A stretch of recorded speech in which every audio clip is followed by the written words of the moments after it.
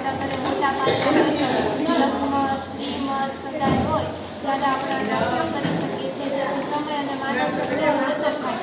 આ મશીન સૂર્ય ઉર્જાને વિદ્યુત ઉર્જાને યાંત્રિક ઉર્જામાં રૂપાંતરણ કરે છે. આધુનિક સમયમાં મોટા શહેરમાં લોકો આવા મશીનનો ઉપયોગ કરે છે. આ મશીન બનાવવા માટે સૌપ્રથમ એક લાકડાનું બોક્સ લેવાનું છે. એની અંદર એક મોટર ફિટ કરવાની છે. મોટરની ઉપર પાંખિયા લગાડવાના છે અને પાંખિયાની ઉપર વ્યવસ્થિત રીતે પાંખી ફિટ કરવાની છે અને મોટરના એક તારને સ્વિચ સાથે જોડવાનો છે. જેથી આપણે સ્વિચ શરૂ કરીએ અને રોટલીનું મશીન